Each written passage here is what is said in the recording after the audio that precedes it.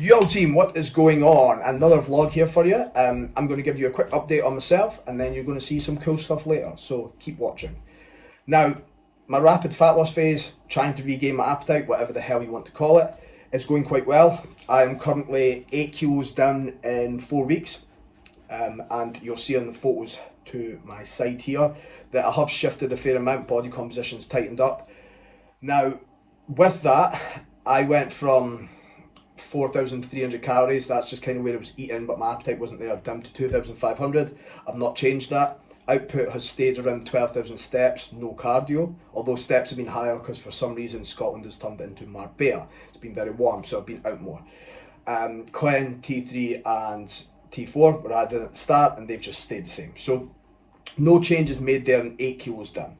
I reckon if I actually stayed on this for another month, I would probably shift off a good amount anyway, because that is quite a heavy deficit we've got to remember. Rapid fat loss phases are very useful for people who have got a lot of body fat. You're just trying to get in and out to then go back into a gaining phase.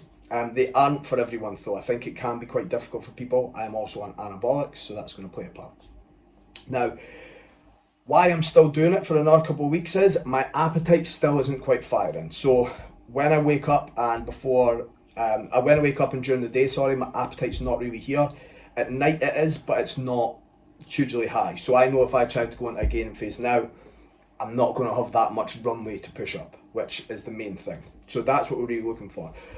I've not spoke about it too much on vlogs, but I have spoke about it on Instagram. Obviously my appetite isn't here, not because of anything I'm necessarily doing. It's more external stresses, life factors and stuff, which I may do a vlog on that'll be hopefully helpful for some people, because you've got to remember to actually be nice to yourself sometimes. So trying to push something when it's not there is not ever going to work. So I'm hoping that it is the 19th of July today. I'm hoping that another 2 weeks I'll drop down a little bit more weight and it should be there, then I can start to reintroduce food. But I'm going to push up nice and slow rather than going from here way up to here, because that's a good way to flatline it again. So keep watching, you're going to see some fun stuff. I'm going to do a pool session at a different gym, because that's what I'm doing now, travelling around to loads of gyms, and I will catch up with you later.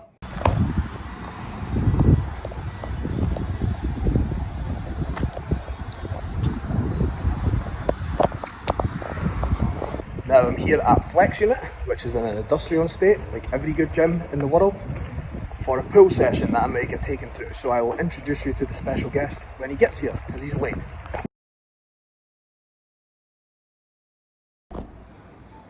Heyo.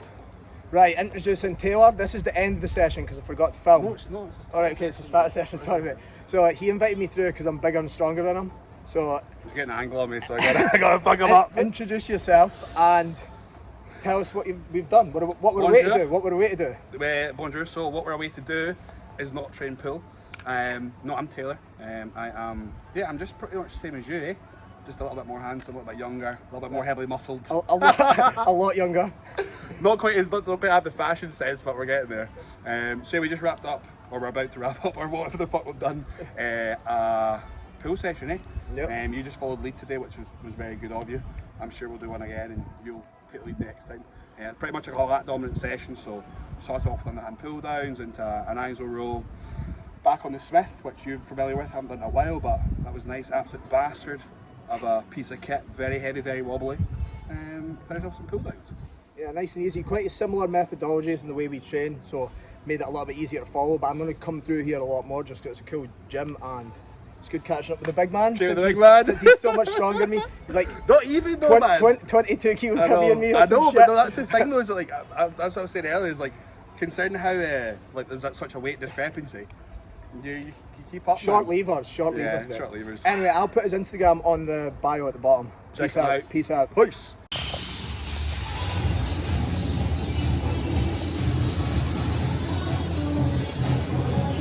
Yo people, ignore my beard, it needs trimmed, but I'm going to the barber on Thursday, and before anyone says it, yes, I do not trim my own beard, because why would I do that? I don't trim it very well, he trims it. If you're like that, comment below. If you do it yourself, then you're a peasant. Anyway, I'm going to talk you very quickly through what we've done here, just in between each exercise, because I did record it, but it was way too noisy to hear what I was actually saying. So, first two movements, we done a single arm D-handle pull down, with a slight underhand grip. and then we went into a hammer strength low row, similar to what I would do in my session. I do a pull down and then a row, a plate loaded row. The difference here was Taylor was doing a 2 count in the shortened range, which made it pretty hard, not something I'm used to, and I had a fair bit of DOMs. The main thing I want to speak about here is, and this is what makes it easy, if you're training your lat, think about it being a fairly locked in position. We don't want a lot of movement through the shoulder, which I see way too much. People moving the shoulders way too much. You're thinking about the elbow tucking into the hip and keeping in as tight as possible, although on a pull down, I actually think about driving my elbow to the quad. But you're not allowing loads of movement through the shoulders, whereas when we're training the mid to upper back, you'll see in the movements that there's a little bit more. So it's a bit more free, whereas a lat's a bit more locked in. So have a watch these 2 movements, and then I'll go through the next stuff, which is all quite fun.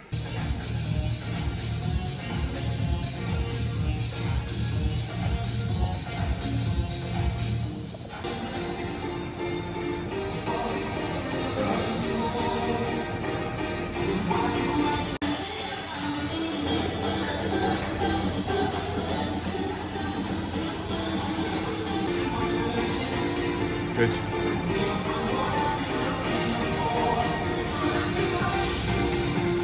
Yes, mate, come on.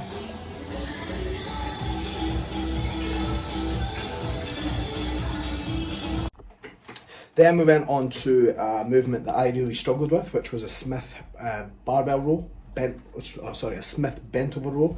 Now, I really like these. I really like a row position. I think it's a very good way to get someone used to lifting load, which obviously if you get used to lifting more load can help with other stuff. Obviously you could argue that yes, it's not isolated, you're going to get more ability to build muscle through like a row, etc. But it's not always about that. I think with these, they work a lot of muscles. I just like them. The main things with a row position, I think people's range is far too short. They don't come down their quads enough with the bar.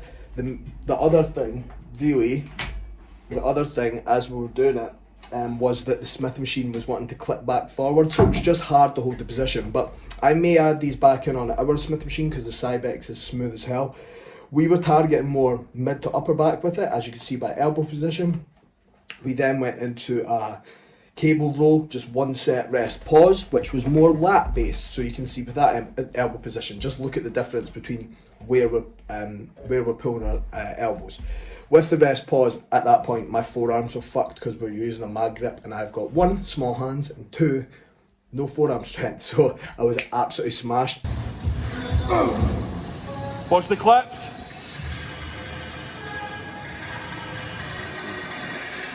Pull.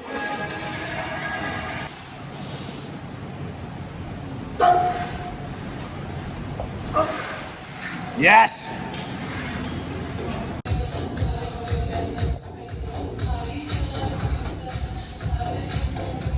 Right, the last one is an upper back pull down. Now, this one's funny because we're targeting our upper back, nice stable position, but we're looking to allow the shoulders to run forward and then really drive the elbows out and away from us, retracting the scapula. But this is a movement that loads of people do their lat pull downs like this. Now, I see it all the time in gyms.